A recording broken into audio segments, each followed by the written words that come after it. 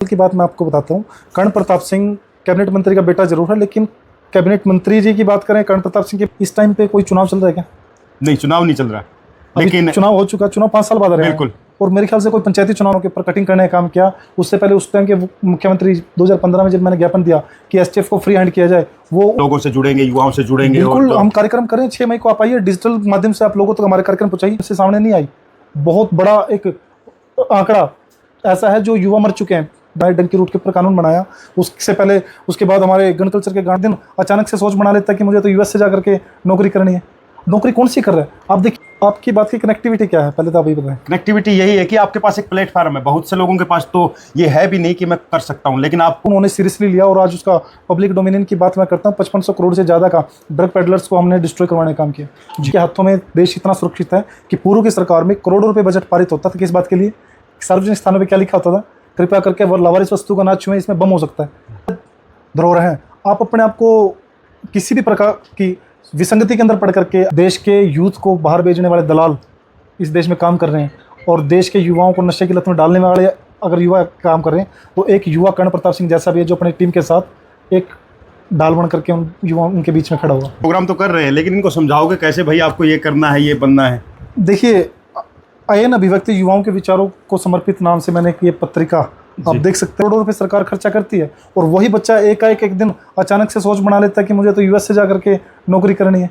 तो लगाने से रहा, आपको नौकरी क्या मिल रही है? पिज़्ज़ा हट पे डिलीवरी बॉय, पेट्रोल पंप पे, फ्यूल स्टेशन पे फ्यूल इंजेक्ट करने वाला, उसके बाद स्वीपर, उसके बाद आप वॉचमैन, स्टोर कीपर, इस प्रकार की नौकरी है। कोई आपने देखा है कि कोई बाहर जाकर के ऑफिसर लगाओ? दूसरी बात, जो महान ग्रंथों की बात करी, सबसे पहला ग्रंथ हमारा क्या हुआ? रामायण, जिसमें क्या बताया गया कि क्या क्या हमें करना चाहिए, कैसा हमें होना चाहिए, हमारी माँ कैसी हो, हमारी बहन कैसी हो, हमारे भाई के कर्तव्य क्या है, पिता के कर्तव्य क्या है। दूसरा जय हिंद दोस्तों, नमस्कार। खास बात आती युवा और सक्षम युवा देश की रीढ़। हकीकत में अगर युवा सक्षम है ना, तो रीढ़ जो होती है सबसे मजबूत चीज़, क्योंकि रीढ़ कमज़ोर है, रीढ़ की हड्डी कमज़ोर है तो मनुष्य गया काम से, और उसी तरह देश भी गया काम से। लेकिन किस तरह से युवा आगे बढ़े और देश का नाम तो रोशन करेगा, आगे बढ़ेगा तो देश का निर्माण भी अच्छा होगा, देश आगे भी बढ़ेगा। और उसी में एक कदम भाई साहब हमारे साथ कर्ण प्रताप सिंह, जो कि एक प्रोग्राम आयोजित करने वाले हैं। अभी पूरी जानकारी लेंगे इनसे। सबसे पहले नमस्कार भाई साहब आपका। राम राम भाई साहब। राम राम। बताएं, सबसे पहले तो आपने एक टाइटल लिया, कहें कि आपका एक लिखा हुआ कि सक्षम युवा देश की रीढ़। ये मात्र एक टाइटल नहीं है जी, क्योंकि youth is the backbone of the nation. युवा देश की रीढ़ है, हर कोई कहता है, मगर मैंने बात करी सक्षम युवा की। जी, क्योंकि सक्षम युवा अपनी जब भागीदारी निभाने पे आएगा तो निश्चित तौर पे देश को, हमारे राष्ट्र को विश्व गुरु के रूप में स्थापित कर सकता है। मैं फैक्चुअल बात करता हूँ। एक सक्षम परिवार से युवा वो नशा खरीद सकता है। एक सक्षम परिवार का बच्चा विदेश में जा सकता है। जी। बिलो पॉवर्टी लाइन का ये सोच सकता है कि नशे की पुड़िया वो अपनी दिहाड़ी में से निकाल लेगा? क्या बिलो पॉवर्टी लाइन बच्चा सोच सकता है कि वो 50 लाख 1 करोड़ रुपये खर्च करके विदेश में जा सकता है? क्योंकि यहाँ पे इसीलिए हमने सक्षम युवा की बात करी, क्योंकि वो अच्छी फैमिली से बिलोंगिंग है। अगर उस पैसे को, उस एनर्जी को, क्योंकि young people have the ideas, the energy and the courage to shape a better future. हमारे राष्ट्र के उज्जवल भविष्य के लिए सक्षम युवा बहुत बड़ा अपना अहम रोल निभा सकता है। जी। लेकिन आपने बोला कि एक जो सक्षम परिवार से है वही सक्षम युवा। मैं इसमें इत्तेफाक नहीं रखता आपसे। एक गरीब का बेटा भी सक्षम युवा बन सकता है, क्योंकि आज नीट का एग्ज़ाम आपको पता होगा, और मैं बात कर रहा था, एक मजदूर था, उसके 2 लड़के आज टेस्ट दे रहे हैं, और मेरे को बड़ी खुशी हुई इससे बात करके कि आपके 2 लड़के टेस्ट दे रहे हैं, तो वो भी आने वाले भविष्य के सक्षम युवा है। बिल्कुल। देखिए, पत्रकार महोदय, आपने कहा कि गरीब का बेटा सक्षम युवा बन सकता है, वो बनेगा जी। लेकिन जो टिल टाइम पे जो सक्षम है, मैंने उसकी बात की है कि उसकी एनर्जी को हम ठीक जगह इस्तेमाल करें तो देश आगे बढ़ेगा, देश दिन दोगुनी 4 चौगुनी तरक्की करेगा। और जो गरीब तबके से बच्चा वो बनेगा, वो भी तब अपने आप को डेवलप कर पाएगा जब वो देश के साधनों और संसाधनों का सही तरीके से इस्तेमाल करेगा। कोई भी देश के साधन संसाधन का गलत तरीके से प्रयोग करेगा तो निश्चित तौर पे देश भी गर्त में जाएगा और उसका परिवार भी गर्त में जाएगा। आप युवा हो, लेकिन बहुत से युवा तो आजकल सोच भी नहीं पा रहे, समझ भी नहीं पा रहे आगे करना क्या है, आगे करेंगे क्या। तो कैसे, ये आप प्रोग्राम तो कर रहे हैं, लेकिन इनको समझाओगे कैसे भाई आपको ये करना है, ये बनना है? देखिए, अयन अभिव्यक्ति युवाओं के विचारों को समर्पित नाम से मैंने ये पत्रिका, आप देख सकते हैं, ये हमने निकाल रखी है। इसमें आपने सोच की बात करी, वो सारी सोच हम यूं इस पत्रिका के माध्यम से जन जन तक पहुंचाने का काम करते हैं। और अभी इस पत्रिका का विमोचन 6 मई के कार्यक्रम में HUA में हम इसका विमोचन करेंगे। ये हमारा 2nd एडिशन है और उसके बाद अगले एडिशन भी जल्द मार्केट में हम लाने का काम करेंगे। तो ये जो सोच वाली बात जो है, सोच से ही कर्म निर्धारित होता है कि आदमी ने सोच लिया कि मुझे आज ये चीज़ खानी है, मुझे आज यहाँ पे जाना है, उसके बाद कर्म का रूप लेती है। तो ये जो सोच है, इस सोच को हमने इस अपनी मैगजीन के माध्यम से जन जन तक पहुँचाने का काम किया कि किस प्रकार से देश को सही रास्ते पर हम लेकर के आ सकते हैं, युवाओं की एनर्जी को किस प्रकार इस्तेमाल कर सकते हैं। तो आप देखेंगे मेरे साथ गगन भाई हैं, डॉक्टर मनोज जी हैं, अपने एडवोकेट मनोज जी हैं, बहुत से गणमान्य ऐसे समाज के युवा शक्ति हमारे साथ है जिनकी एनर्जी का हम सही तरीके से प्रयोग कर पा रहे हैं। बिल्कुल सही बात आपने बोली, आपकी टीम जो है बहुत बढ़िया है। लेकिन एक चीज़ थोड़ा सा मैं बोलना चाहूँगा, आपने पत्रिका की बात की, आजकल के तो बहुत से युवा तो पढ़ना कम चाह रहे हैं। आजकल तो डिजिटल का ज़माना है, सोशल मीडिया का ज़माना, क्या मान के चले कर्ण प्रताप सिंह जो ये प्लेटफॉर्म है, इस पर भी लोगों से जुड़ेंगे, युवाओं से जुड़ेंगे। बिल्कुल, हम कार्यक्रम करें 6 मई को, आप आइए, डिजिटल माध्यम से आप लोगों तक हमारे कार्यक्रम पहुँचाइए। कोई कार्यक्रम पढ़ने में दिक्कत महसूस कर रहा है तो वो कार्यक्रम सुन तो सकता है कम से कम जी। तो आप अपने चैनल के माध्यम से आप उस कार्यक्रम को प्रस्तुत कीजिए। कर्ण प्रताप सिंह वहाँ पे आपको अपने उद्बोधन के माध्यम से मेरा जानने का ये है कि कर्ण प्रताप सिंह कैसे समझाएगा युवाओं को। देखिए, समझाने की बात नहीं है, परिस्थितियों के हिसाब से काम किया जाता है। आज से जब 12 साल पहले मैंने इसकी शुरुआत की थी जी, तब हमने सिर्फ एक नशे के खिलाफ युवाओं का संगठन बनाया था कि आयन फाउंडेशन की अगर आप फुल फॉर्म की बात करें, association of youth against narcotic, नशे के खिलाफ युवाओं का संगठन हमने इसको क्रिएट किया था और नशे के ऊपर हमने काम किया था। मगर जैसे जैसे हम समाज में बढ़ते गए, काम की हमारी इच्छा थी, जैसे जैसे हम चुनाव के माध्यम से या किसी और माध्यम से हम लोगों तक गए, तो वहाँ पे हमें बहुत सी ऐसी बातें निकल करके आई कि जिनके ऊपर काम होना चाहिए था। जैसे गन कल्चर के गानों के ऊपर कटिंग होनी चाहिए थी, जैसे डंकी रूट के माध्यम से जाने वाले युवा जो अपनी जान जोखिम में डाल करके जाते हैं, और बहुत से युवा तो बहुत बड़ी तादाद है जो अभी पत्रकारों के माध्यम से सामने नहीं आई।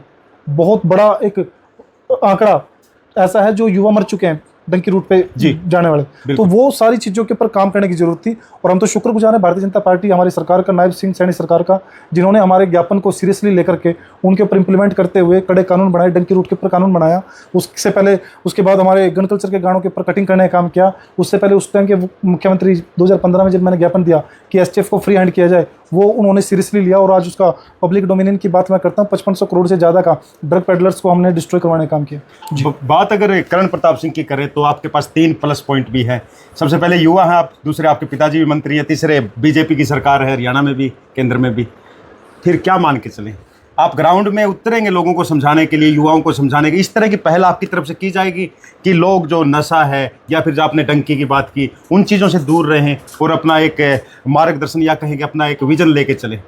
आपकी बात की कनेक्टिविटी क्या है, पहले तो आप ये बताएं। कनेक्टिविटी यही है कि आपके पास एक प्लेटफार्म है। बहुत से लोगों के पास तो ये है भी नहीं कि मैं कर सकता हूँ, लेकिन आपको पास तो कह सकते हैं कि आप खुद युवा है, आपके पास सरकार का साथ है, आपके पिताजी का साथ है, तो कह सकते हैं पूरा का पूरा साथ, तो आप इसको धरातल पे भी उतार सकते हैं। देखिए, धरातल की बात मैं आपको बताता हूँ। कर्ण प्रताप सिंह कैबिनेट मंत्री का बेटा जरूर है, लेकिन कैबिनेट मंत्री जी की बात करें, कर्ण प्रताप सिंह की बात करें, वो समाज के ही लोग हैं जी। और ये जो जिन बातों के ऊपर मैं बात रख रहा हूँ, कॉलेजों में, यूनिवर्सिटीज़ में जाकर के, वो जन समस्याएं हैं, वो जन आंदोलन क्या रूप हमने उसको दिया है, और तभी वो विधानसभा में उनके ऊपर हमने बिल बनवाने का काम किया है। अगर किसी ना किसी को तो आना पड़ेगा ना। और ये जो समस्या, ये जो फेज़ आप देख रहे हैं, ये वो फेज़ है कि अभी नहीं तो कभी नहीं। अगर आज हमने इन समस्या पे काबू नहीं पाया, जो आज मैं कहता हूँ कि हर मंच से कहता हूँ कि युवा हमारे देश की सबसे बड़ी धरोहर है, सबसे बड़ी ताकत है, क्योंकि वर्ल्ड वाइड अगर बात करें तो 68% से ज़्यादा की आबादी हमारे देश की युवा की है। तो सबसे मजबूत राष्ट्र कौन? भारत। आने वाले 10 साल के अंदर अंदर, मैं 10 साल बाद की बात नहीं कर रहा हूँ, आप ध्यान दीजिए, 10 साल के अंदर अंदर, विद इन 10 ईयर्स, आप देखेंगे जो हमारी सबसे बड़ी आज ताकत है वही सबसे बड़ी कमजोरी बन जाएगा, अगर इन विषयों को हमने संगीनता से, इन विषयों के ऊपर हमने पकड़ नहीं बनाई तो। बिल्कुल, आपने बोला ताकत कमजोरी बन जाएगा। और दूसरी बात मैं आपको बता देता हूँ कि ये मेरे लिए कोई प्लेटफॉर्म नहीं है, ये मेरे लिए एक वो मुद्दा था जो समाज के हर व्यक्ति के लिए समस्या बनी हुई है जी। आज जो नशा करने वाले जो बच्चे हैं, अगर वो कहीं चोरी चकारी की घटना को अंजाम देते हैं, वो समाज के अंदर चोरी चकारी हो रही। जो हमारे देश का जो धरोहर है, जिसके ऊपर सरकार उसके पैदा होने से लेकर के उसके नौकरी लगने तक, आप देखेंगे कि करोड़ों करोड़ों रुपए सरकार खर्चा करती है, और वही बच्चा एक दिन अचानक से सोच बना लेता है कि मुझे तो US से जाकर के नौकरी करनी है। नौकरी कौन सी कर रहा है? आप देखिए, 50 लाख, 70 लाख, 80 लाख, 1 करोड़ रुपए खर्च करके युवा वहाँ पे कोई SP DSP तो लगाने से रहा। आपको नौकरी क्या मिल रही है? पिज़्ज़ा हट पे डिलीवरी बॉय, पेट्रोल पंप पे, फ्यूल स्टेशन पे फ्यूल इंजेक्ट करने वाला, उसके बाद स्वीपर, उसके बाद आप वॉचमैन, स्टोर कीपर, इस प्रकार की नौकरी। कोई आपने देखा है कि कोई बाहर जाकर के ऑफिसर लगाओ जी? अपने देश में इतने साधन संसाधन है, इतना मजबूत नेतृत्व केंद्र में भी है, प्रदेश में भी है, उस सरकार के माध्यम से जो सुविधाएं मिल रही हैं उसका इस्तेमाल कीजिए। मैं युवाओं से निवेदन करता हूँ, आह्वान करता हूँ कि किसी भी माध्यम से आप देश के काम आ सकें, ऐसी सोच अपनी बनाएं। और मैं माँ बाप से भी सोच रखता हूँ कि वो सिर्फ बच्चे के पैदा होने से पहले, वो कहते हैं ना, हमारे देश का बेड़ा गर्क करने वाले नैरेटिव और परसेप्शन, दो चीज़ें ऐसी हैं जो कहीं ना कहीं देश को खोखला बनाती है।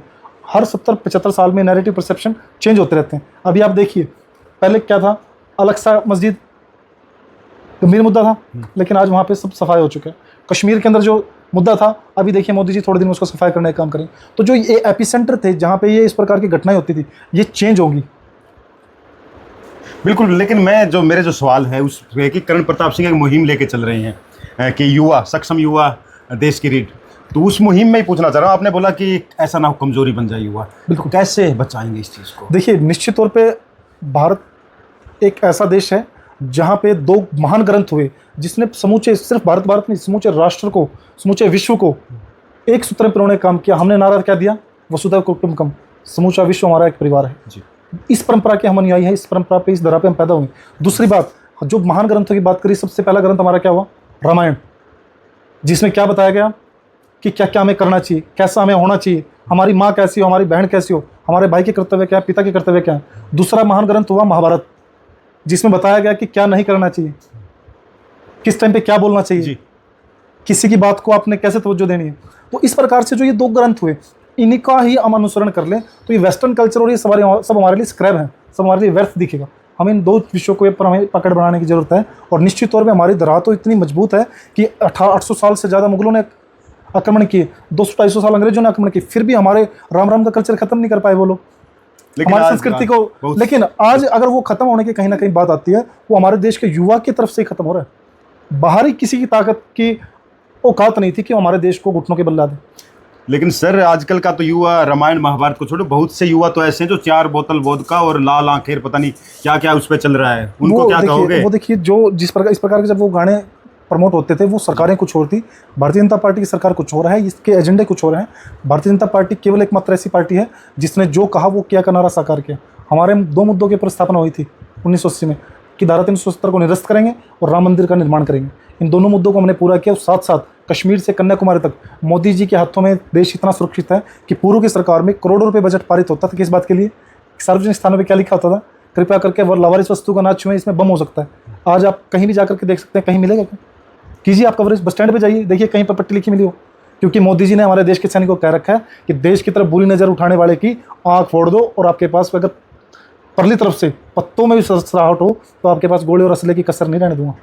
तो क्या मान के चलें, कर्ण प्रताप सिंह के मैसेज देंगे युवाओं को इस तरह का कि नशे से दूर रहें, और दूसरा सरकार से भी गुजारिश करेंगे कि सख्त कदम उठाए जाए नशे के खिलाफ? देखिए, मैं हाथ जोड़ के आपके चैनल के माध्यम से एक ही निवेदन करता हूँ युवाओं से कि आप देश की धरोहर हैं, इस राष्ट्र की अमूल्य धरोहर हैं। आप अपने आप को किसी भी प्रकार की विसंगति के अंदर पड़ करके अपने समाज के अंदर अपने परिवार को तोड़ने मरोड़ने का काम ना करें।